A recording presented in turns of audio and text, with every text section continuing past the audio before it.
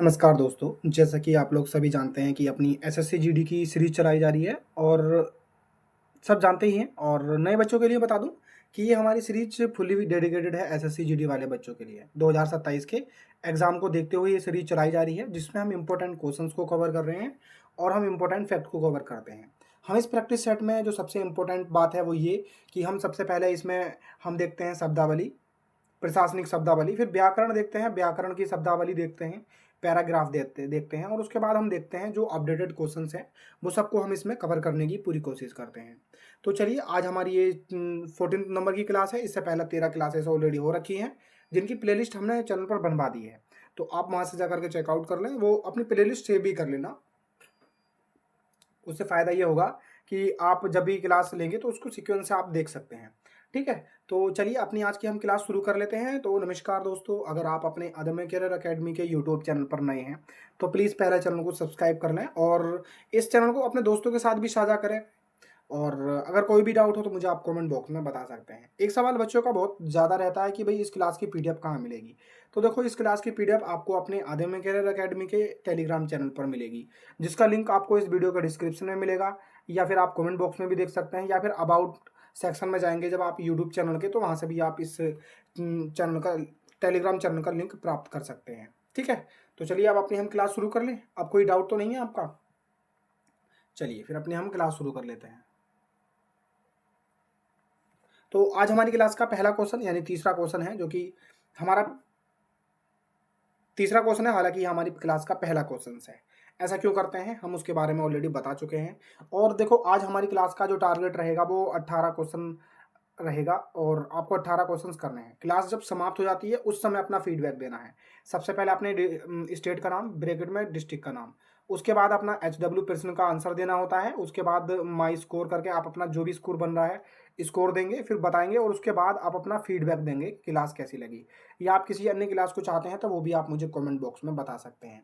एक सवाल बच्चों का बहुत बड़ा बना हुआ है कि भाई हमें प्रैक्टिस जो चैप्टर वाइज करनी है, तो मैं आपको क्लियरिटी के साथ बता दूं, अगर आपको प्रैक्टिस करनी है चैप्टर वाइज तो आप प्लीज़ अपने अदम्य करियर अकेडमी की प्लेलिस्ट जब में जाएंगे तो वहाँ पे आपको मिल जाएगा, जो हमने अभी यूपी पुलिस कांस्टेबल और एसआई के एग्जाम को देखते हुए बनाई है। तो आप जिस भी चैप्टर को चाहेंगे वो सारे चैप्टर मिल जाएंगे आपको। ठीक है, और हमने बहुत अच्छे से करवा रखे हैं, आपका कोई भी क्वेश्चन, कोई भी पॉइंट बच नहीं सकता। तो चलिए अपने आज के हम पहले प्रश्न को देखते हैं, जो कि क्लास बहुत लेट हो रही है। तो मैं नहीं चाहता कि क्लास लेट हो और सभी बच्चे टाइम पर आया करें, क्योंकि ये क्लासेस बहुत ज़्यादा आपके लिए इंपॉर्टेंट है। तो सबसे पहला सवाल है बर्तनी से लेकर के, जो कि साप्ताहिक की शब्दावली के साप्ताहिक की बर्तनी के बारे में बात की है। क्या ऑप्शन सी इसमें राइट ऑप्शन है, बी या सी या डी? इसका राइट आंसर कौन सा होगा? प्लीज कमेंट बॉक्स में इसका जवाब आप जरूर देंगे। आई थिंक आप इसके बारे में जानते होंगे तो सही, नहीं जानते होंगे तो आप बताएं। ए ऑप्शन इसका राइट आंसर होगा। ठीक है, देखो मैंने पहले ही बताया कि आपको कि अपनी पतली सी कॉपी ले लें एक, और उसमें नोट डाउन करते रहें। जो चीज़ आपको सही नहीं याद नहीं होती है तो वो आप वहाँ पर लिख सकते हैं। फिर जब भी क्लास लेते हैं तो उसकी क्लास लेने के आधा पौन घंटे बाद आप अपना रिविजन कर सकते हैं। चलिए अपने नेक्स्ट प्रश्न की ओर देखते हैं। प्रश्न संख्या 1 वो क्या कहती है? प्रश्न संख्या 1 क्या कहता है? पुलिस द्वारा किसी व्यक्ति को कानून के अनुसार पकड़ना क्या कहलाता है? देखिए, बहुत ध्यानपूर्वक सुनना। मैंने पहले शुरू से ही कहते हुए आ रहा हूँ ये बात कि हम जो इस क्लास में क्वेश्चन लाएंगे वो अगली क्लास में आपको देखने को नहीं मिलेंगे। रीजन बस इतना सही है, क्यों? क्योंकि अगर आप कोई भी क्वेश्चन करते हैं दोबारा बार बार हम उसे लेकर के आएँ, वो मुझे नहीं लगता सही है। मैं ये मानकर चल रहा हूँ कि आप जो स्टूडेंट क्लासेस ले रहे हैं उनके पास नोटबुक और पेन ऑलरेडी होगा, और जो क्वेश्चंस आपसे नहीं हो रहे होंगे उससे आप अपने नोट डाउन कर रहे होंगे। मैं ऐसी आशा करके चल रहा हूँ आपके बारे में। ठीक है, तो पुलिस द्वारा किसी व्यक्ति को कानून के अनुसार पकड़ना क्या कहलाता है? ऑप्शन ए हिरासत कहलाता है, ऑप्शन बी गिरफ्तारी कहलाता है, ऑप्शन सी रोकथाम कहलाता है, और ऑप्शन डी नियंत्रण कहलाता है। तो इसका राइट आंसर क्या होगा? प्लीज कमेंट बॉक्स में इसका जवाब आप जरूर दें। यानी पुलिस द्वारा किसी व्यक्ति को कानून के अनुसार पकड़ना क्या कहलाता है? ऑप्शन ए हिरासत, ऑप्शन बी गिरफ्तारी, और ऑप्शन सी हमारा रोकथाम, और ऑप्शन डी हमारा नियंत्रण। देखिए, अब बहुत सारे बच्चे हिरासत या गिरफ्तारी में दोनों में कॉन्फ्लिक्ट होगा उनको। नियंत्रण तो नहीं हो सकता, ना ही रोकथाम हो सकता, लेकिन आप इन दोनों में जब आपको कॉन्फ्लिक्ट हो रहा है तो देखो समझने की कोशिश करें। ये प्रशासनिक शब्दावली है जिसमें इसका प्रयोग गिरफ्तार के लिए किया जाता है। समझ गए इसके बारे में आप? चलिए अपने नेक्स्ट प्रश्न की बात करते हैं। हमारा 14th नंबर का प्रश्न है। क्लास भी हमारी 14th नंबर की है। इससे पहले 13 क्लासेस ऑलरेडी करा रखी हैं। आप प्लीज़ कमेंट बॉक्स में बताएं कि आपने 13 क्लासेस कंटिन्यू की हैं या नहीं। देखो, निम्नलिखित में से कौन सा एक उपयुक्त हिंदी परिभाषिक शब्द सर्विलेंस के लिए है होगा? ऑप्शन ए अनुसरण और ऑप्शन बी निगरानी और ऑप्शन सी पर्यवेक्षण और ऑप्शन डी नियंत्रण। देखिए आप बच्चे सभी ध्यानपूर्वक सुने। अगर आपको इसका अर्थ नहीं पता तो प्लीज़ अपनी कॉपी में नोट डाउन करें इस चीज़ को, बहुत ज़रूरी है। देखो अगर आप हमें कुछ मानते हैं तभी आप क्लास को देख रहे हैं, तो प्लीज़ आप हमारा कहना भी माना करें। देखिए अगर जब आपका एग्जाम हो जाएगा तो मैं तो आपको स्क्रीनशॉट दिखा दूंगा कि भाई देखो मैंने इस क्लास में ये पढ़ाया था और ये आ गया, लेकिन आपके लिए क्या फ़ायदेमंद है? क्या ये देखना फ़ायदेमंद है कि मैंने दिखा दिया कि भाई जो मैंने पढ़ाया वो आ गया, हो गया? आपका इससे फ़ायदा नहीं होगा। क्यों? जब तक आप इसे अपने दिमाग में नहीं डालेंगे। अब कोई क्वेश्चंस ऐसा तो है नहीं कि आप 100% सही रहेंगे हर कहीं, कुछ क्वेश्चंस आपके गलत होने की संभावनाएं हैं, जो कि लाजमी सी बात है। तो क्या करना है उनके लिए? आपको अपना नोट डाउन कर लेना है उसको। जैसे कि रिवीजन करेंगे आप समय पर तो आपको वो सही चीज़ें मिल जाएंगी। तो 14वें नंबर का हमारा कौन सा आंसर राइट होगा? तो 20 का राइट आंसर होगा। यानी अनुसरण भी नहीं होगा, पर्यवेक्षण भी, नियंत्रण भी नहीं होगा। इसका क्या होगा? निगरानी इसका राइट आंसर होगा। चलिए अब अपने हम सेकंड नंबर के प्रश्न की बात करें तो प्रश्न क्या है? छूट का पर्यायवाची शब्द क्या होगा? ऑप्शन ए युक्त, ऑप्शन बी मिला हुआ और ऑप्शन सी स्कीम और ऑप्शन डी हमारा रियायत। तो इसका राइट आंसर क्या होगा? इसका तो जनरली छोटा सा ही है। देखिए हमने प्रशासनिक शब्दावली भी देख ली और साथ में ही हम क्या देखते हुए चल रहे हैं? व्याकरण शब्दावली को भी कवर करते हुए चल रहे हैं। तो इसमें राइट आंसर हमारा डी होगा, यानी हमारे सेकंड प्रश्न का राइट आंसर डी हो गया। चलिए अब अपने हम नेक्स्ट प्रश्न की बात करते हैं।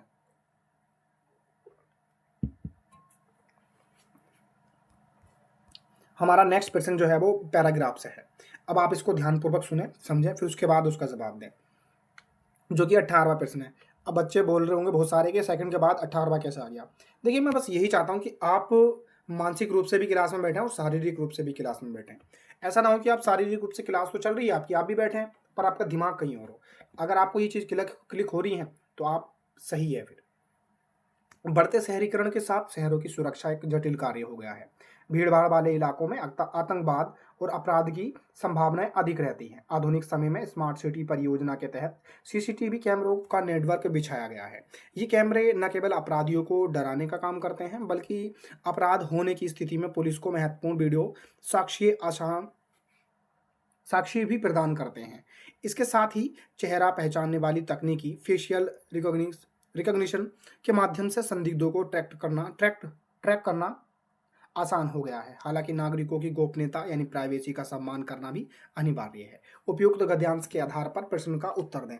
देखिए ये हमारा गद्यांश है, यानी आप इसे पैराग्राफ भी कह सकते हैं, और उसमें एक हमारा प्रश्न है और उसके बाद हमारे ऑप्शन दे रखे हैं। देखिए मैं तो ये कहूंगा कि देखो प्रश्न तो आपको सोल्व करना ही है।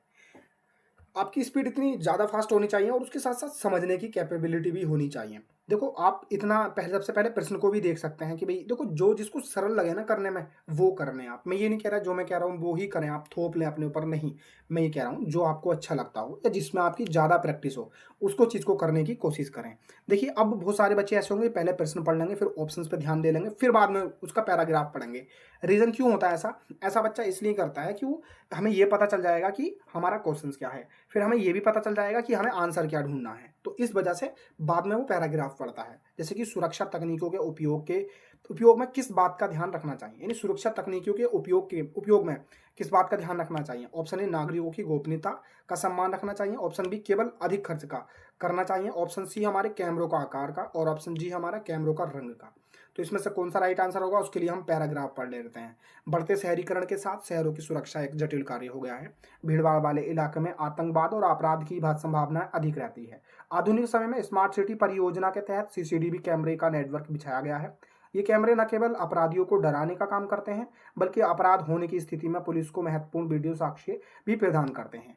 इसके साथ ही चेहरा पहचानने वाली तकनीक के माध्यम से संदिग्धों को ट्रैक करना आसान हो गया है। हालांकि नागरिकों की गोपनीयता यानी प्राइवेसी का सम्मान करना भी अनिवार्य है। ये हमारा पैराग्राफ था, हमने प्रश्न भी पढ़ लिया। अब उसके बाद हमने इसका आंसर भी पढ़ लिए। तो अब इसका राइट आंसर कौन सा होगा?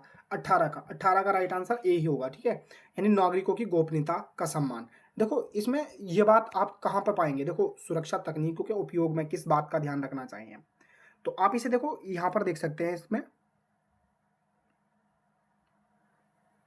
देखो इसके साथ चेहरा पहचानने वाली तकनीक के माध्यम से संदिग्ध ट्रैक आसान हो गया। हालांकि नागरिकों की गोपनीयता का भी सम्मान करना अनिवार्य है। तो आप इसे यहाँ से रिलेट कर सकते हैं। आई थिंक आप समझ गए होंगे इसका आंसर, यानी हमारे 18 प्रश्न का राइट आंसर ए होगा, ना कि कैमरे अधिक खर्च करना और कैमरों का आकार और ना ही कैमरे का रंग। इसका राइट आंसर ए होगा। चलिए अपने नेक्स्ट प्रश्न की बात करते हैं। अब हमारा नेक्स्ट प्रश्न है 7वां, जिसका जो भी हमारा पैराग्राफ से है। ठीक है, देखो वो पैराग्राफ दूसरा था और ये पैराग्राफ दूसरा है, तो ध्यानपूर्वक समझे, सुने समझे। हमारा प्रश्न है, थाना किसी भी क्षेत्र की सुरक्षा व्यवस्था का केंद्र होता है। यहाँ पुलिसकर्मी शिकायत दर्ज करते हैं और लोगों की समस्या सुनते हैं। नागरिकों को जब भी कोई परेशानी होती है तो वे सीधे थाने में जाकर सहायता ले सकते हैं। इससे पुलिस और जनता के बीच विश्वास बना रहता है। यानी हमारा 7वां प्रश्न क्या कहता है, थाना किसी भी क्षेत्र की सुरक्षा व्यवस्था का केंद्र होता है। यहाँ पुलिसकर्मी शिकायतें दर्ज करते हैं और लोगों की समस्या सुनते हैं। नागरिकों को जब भी कोई परेशानी होती है तो वे सीधे थाने जाकर सहायता ले सकते हैं। इससे पुलिस और जनता के बीच विश्वास बना रहता है। तो यह गद्यांश किस विषय से जुड़ा हुआ है? ऑप्शन ए खेल से, ऑप्शन बी आंतरिक सुरक्षा से, ऑप्शन सी पर्यटन से और ऑप्शन डी हमारे पर्यावरण से। तो इसका राइट आंसर क्या होगा हमारे 7वें प्रश्न का? तो ये हमारा जो गद्यांश से किससे जुड़ा हुआ है? आंतरिक सुरक्षा से इसका संबंध है। चलिए अपने नेक्स्ट प्रश्न की बात करते हैं। 19वां प्रश्न, फिर से आपका क्या पैराग्राफ ही आपको देखने को मिल रहा है। हमारा पैराग्राफ में क्या कह रहा है? ये कह रहा है, बढ़ते शहरीकरण के साथ शहरों की सुरक्षा एक जटिल कार्य हो गया है। भीड़भाड़ वाले इलाकों में आतंकवाद और अपराध की संभावना अधिक रहती है। आधुनिक समय में स्मार्ट सिटी परियोजना के तहत सीसीटीवी कैमरों का नेटवर्क बिछाया गया है। ये कैमरे न केवल अपराधियों को डराने का काम करते हैं, बल्कि अपराध होने की स्थिति में पुलिस को महत्वपूर्ण वीडियो साक्ष्य भी प्रदान करते हैं। इसके साथ ही चेहरा पहचानने वाली तकनीक यानी कि फेशियल रिकॉग्निशन के माध्यम से संदिग्धों को ट्रैक करना आसान हो गया है। हालांकि नागरिकों की गोपनीयता, प्राइवेसी का सम्मान करना भी अनिवार्य है। उपरोक्त गद्यांश के आधार पर प्रश्न का उत्तर दें। हमारा प्रश्न क्या है? संदिग्धों को ट्रैक करने की नई तकनीकी क्या है? ये तो बहुत सरल सा सवाल है।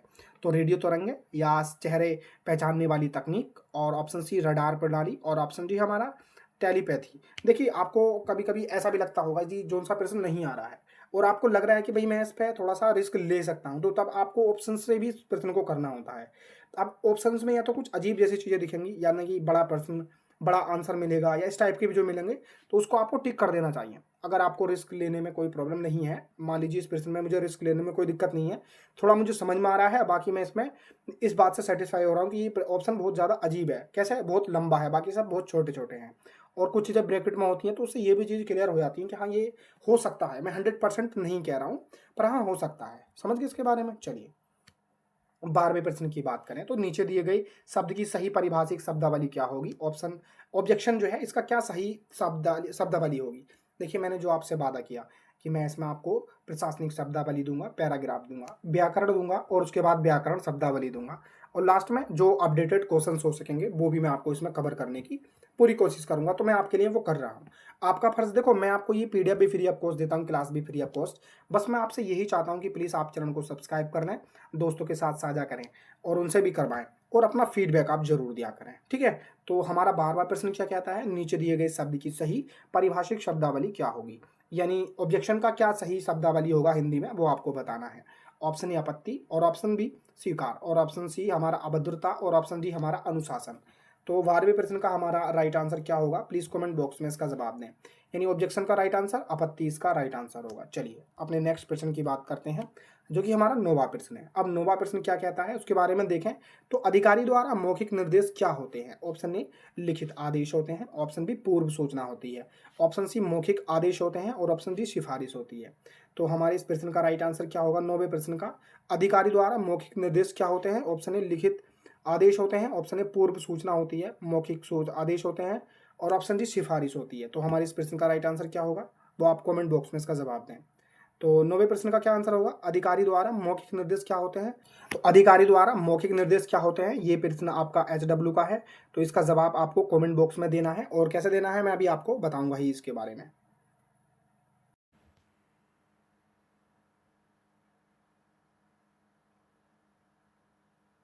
देखिए ये आपका HW प्रश्न है, तो इसका जवाब आपको कमेंट बॉक्स में देना है। इसका राइट आंसर क्या होगा? सबसे पहले अपना स्टेट का नाम, फिर ब्रैकेट में डिस्ट्रिक्ट का नाम, फिर उसके बाद अपना HW प्रश्न का आंसर, फिर लास्ट में आपको स्कोर बताना है कि कितना स्कोर है, फिर बाद में आपको अपनी क्लास का फीडबैक देना है। ठीक है, समझ गए आप इसके बारे में? चलिए अपने हम नेक्स्ट प्रश्न की बात करते हैं। देखिए इस क्लास की PDF आपको तुरंत अपलोड कर दी जाएगी आपके अपने अदम्य करियर अकेडमी के टेलीग्राम चैनल पर, तो बिल्कुल भी परेशान नहीं होना है आपको। हमारा नेक्स्ट प्रश्न है 10वां प्रश्न, जो कहता है अदालती आदेश शब्द का सही अर्थ क्या है?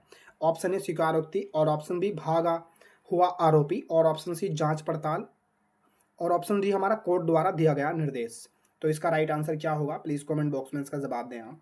यानी अदालती आदेश शब्द का सही अर्थ क्या है, ऑप्शन ए स्वीकारोक्ति, ऑप्शन बी भागा हुआ आरोपी, ऑप्शन सी जांच पड़ताल, और ऑप्शन डी हमारा कोर्ट द्वारा दिया गया निर्देश।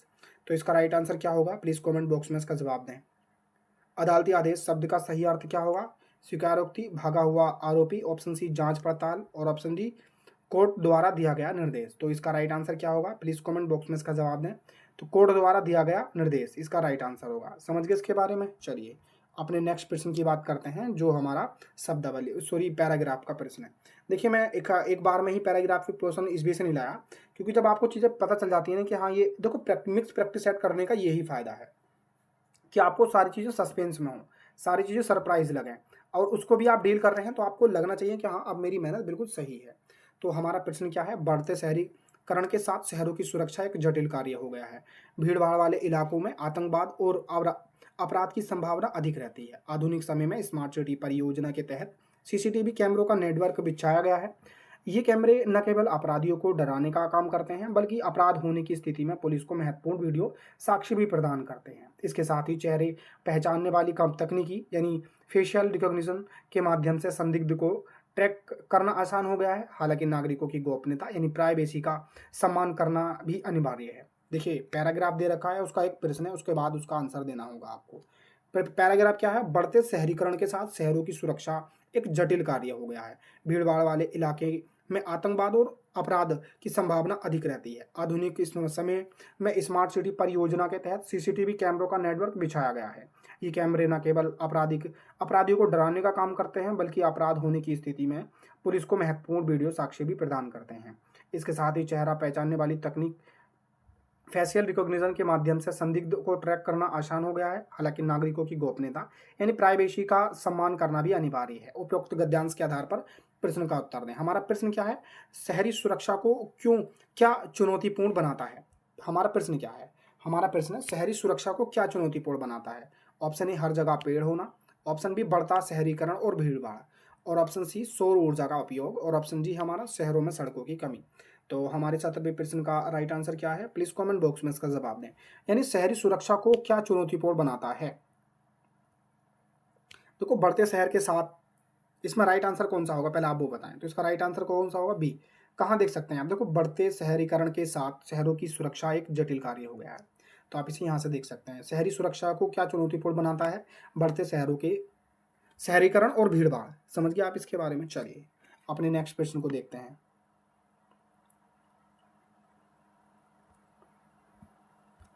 हमारा फिर से हमारा पैराग्राफ ही है, तो हमारा पैराग्राफ सेम है। तो हमारा पैराग्राफ है कि बढ़ते शहरीकरण के साथ शहरों की सुरक्षा एक जटिल कार्य हो गया है। भीड़ भाड़ वाले इलाकों में आतंकवाद और अपराध की संभावना अधिक रहती है। आधुनिक समय में स्मार्ट सिटी परियोजना के तहत सीसीटीवी कैमरों का नेटवर्क बिछाया गया है। ये कैमरे न केवल अपराधियों को डराने का काम करते हैं, बल्कि अपराध होने की स्थिति में पुलिस को महत्वपूर्ण वीडियो साक्ष्य भी प्रदान करते हैं। इसके साथ ही चेहरा पहचानने वाली तकनीकी यानी कि फेशियल रिकॉग्निशन के माध्यम से संदिग्धों को ट्रैक करना आसान हो गया है। हालांकि नागरिकों की गोपनीयता को सम्मान करना भी अनिवार्य है। तो हमारा क्या, उपरोक्त गद्यांश के आधार पर प्रश्न का उत्तर दें। तो सीसीटीवी कैमरा सुरक्षा में कैसे मदद करता है। ऑप्शन ए वे इंटरनेट की गति बढ़ाते हैं, ऑप्शन बी वे बिजली पैदा करते हैं, और ऑप्शन सी वे साक्ष्य प्रदान करते हैं और संदिग्धों पर नजर रखते हैं, ऑप्शन डी वे प्रदूषण कम करते हैं। तो हमारे 20वें प्रश्न का राइट आंसर क्या होगा वो आप मुझे कमेंट बॉक्स में दें। सीसीटीवी कैमरे सुरक्षा में कैसे मदद करते हैं, तो इसका राइट आंसर क्या होगा आपको कमेंट बॉक्स में देना है। तो इसका राइट आंसर हमारा सी होगा, यानी कि वे साक्ष्य प्रदान करते हैं और संदिग्धों पर नजर रखते हैं। देखो ये क्या लिखा है, यहाँ पर ये लिखा है आधुनिक समय में स्मार्ट सिटी परियोजना के तहत सीसीटीवी कैमरे का नेटवर्क बिछाया गया है। ये कैमरे न केवल अपराधियों को डराने में काम करते हैं, बल्कि अपराध होने की स्थिति में पुलिस को महत्वपूर्ण वीडियो साक्ष्य भी प्रदान करते हैं। यहाँ से आप इसे देख सकते हैं। चलिए अपने नेक्स्ट प्रश्न देखते हैं। हमारा 5वां प्रश्न, 5वां प्रश्न क्या कहता है उसको ध्यानपूर्वक सुने समझें और फिर उसका जवाब दें। पुलिस द्वारा किसी क्षेत्र की स्थिति का निरीक्षण करना क्या कहलाता है। देखिए बहुत ही इंपॉर्टेंट ये शब्दावली है आपकी, और आप सब जानते ही हैं, तो इस समय आपके लिए ये बहुत ही ज़्यादा इंपॉर्टेंट है। यानी पुलिस द्वारा किसी क्षेत्र की स्थिति का निरीक्षण करना क्या कहलाता है। ऑप्शन ए समीक्षा, ऑप्शन बी जांच, और ऑप्शन बी सी सर्वेक्षण, और ऑप्शन डी निरीक्षण। तो हमारे 5वें प्रश्न का राइट आंसर क्या होगा, आपको कमेंट बॉक्स में देना है इसका जवाब। पुलिस द्वारा किसी क्षेत्र की स्थिति का निरीक्षण करना क्या कहलाता है? ऑप्शन ए समीक्षा, ऑप्शन बी जांच और ऑप्शन सी सर्वेक्षण और ऑप्शन डी निरीक्षण। तो हमारे 5वें प्रश्न का राइट आंसर निरीक्षण इसका राइट आंसर होगा। चलिए अपने नेक्स्ट प्रश्न की बात करते हैं। देखो समीक्षा भी नहीं होगा, जांच भी नहीं होगा, सर्वेक्षण भी नहीं होगा, तो हमारे 5वें प्रश्न का राइट आंसर डी होगा, यानी निरीक्षण इसका राइट आंसर होगा। चलिए अपने हम नेक्स्ट प्रश्न की बात करते हैं, चौथे की। दुग्ध का तत्सम रूप क्या है? ऑप्शन ए दुग्ध और ऑप्शन बी दूर्वा और ऑप्शन सी दूज और ऑप्शन डी हमारा द्विर। तो हमारा इसमें राइट आंसर क्या होगा, प्लीज कमेंट बॉक्स में इसका जवाब दें। यानी चौथे प्रश्न का राइट आंसर क्या होगा, दुग्ध इसका राइट आंसर होगा। आई थिंक समझ गए इसके बारे में आप। दुग्ध, दूध का तत्सम रूप क्या होगा, दुग्ध, इसका राइट आंसर होगा। चलिए अपने हम 11वें प्रश्न की बात करते हैं। तो 11वां प्रश्न क्या कहता है, पुलिस द्वारा संदिग्ध गतिविधियों पर नजर रखना क्या कहलाता है? ऑप्शन ए निगरानी, ऑप्शन बी अवलोकन और ऑप्शन सी सुरक्षा और ऑप्शन डी नियंत्रण। तो हमारे 11वें प्रश्न का राइट आंसर क्या होगा, प्लीज कमेंट बॉक्स में इसका जवाब दें आप। तो यानी पुलिस द्वारा संदिग्ध गतिविधियों पर नजर रखना क्या कहलाता है? ए इसका राइट आंसर है निगरानी। समझ गए इसके बारे में आप। चलिए हमारा 15वां प्रश्न क्या कहता है, सामरिक योजना किस उद्देश्य से बनाई गई है? ऑप्शन ए भाषण देने के लिए, ऑप्शन बी किसी ऑपरेशन की योजना बनाने के लिए, और ऑप्शन सी प्रतियोगिता के लिए, और ऑप्शन डी निर्माण कार्य के लिए। तो हमारे इस प्रश्न का राइट आंसर क्या होगा, जो हमारा 15वां प्रश्न है इसका राइट आंसर क्या होगा, प्लीज कमेंट बॉक्स में इसका जवाब दें आप। यानी सामरिक योजना किस किस उद्देश्य से बनाई जाती है? ऑप्शन बी इसका राइट आंसर, यानी कि किसी ऑपरेशन की योजना बनाने के लिए। चलिए अपने नेक्स्ट प्रश्न, जो कि हमारा 16वां प्रश्न है, और ये हमारा क्या है, पैराग्राफ है। तो पैराग्राफ क्या कहता है, बढ़ते शहरीकरण के साथ शहरों की सुरक्षा एक जटिल कार्य हो गया है। भीड़भाड़ वाले इलाकों में आतंकवाद और अपराध की संभावना अधिक रहती है। आधुनिक के समय में स्मार्ट सिटी परियोजना के तहत सीसीटीवी कैमरों का नेटवर्क बिछाया गया है। ये कैमरे न केवल अपराधियों को डराने का काम करते हैं, बल्कि अपराध को होने की स्थिति में पुलिस को महत्वपूर्ण वीडियो साक्ष्य भी प्रदान करते हैं।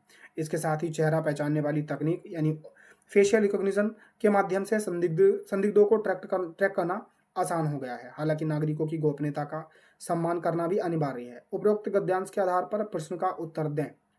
स्मार्ट सिटी परियोजना का सुरक्षा पहलू क्या है? ऑप्शन ए सुरक्षा के लिए डिजिटल बुनियादी ढांचे का विकास करना, ऑप्शन बी अधिक मॉल बनाना, ऑप्शन सी केवल मेट्रो ट्रेन चलाना, और ऑप्शन डी हमारा कृषि विकास। तो हमारे 16वें प्रश्न का राइट आंसर क्या होगा, प्लीज कमेंट बॉक्स में इसका जवाब दें। यानी सुरक्षा के लिए डिजिटल बुनियादी ढांचे का विकास करना इसका राइट आंसर होगा। अब इसके बाद कोई डाउट है तो मुझे बताएं अभी तक क्लास में, और नहीं है तो प्लीज ध्यानपूर्वक क्लास को लें। देखो आपको मैंने HW जो प्रश्न दिया है उसका जवाब आप सभी को देना बहुत ज़्यादा जरूरी है, और चैनल को सब्सक्राइब भी करना जरूरी है, और टेलीग्राम चैनल से भी जरूर जुड़ लें, क्योंकि सारी डिटेल वहीं पर मिलेंगी आपको समय समय पर, आप सब जानते ही हैं।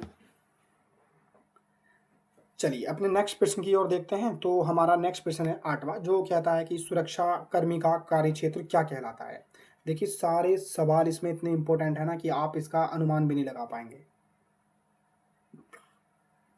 ठीक है, बहुत सोच समझ करके प्रश्न लाए जाते हैं।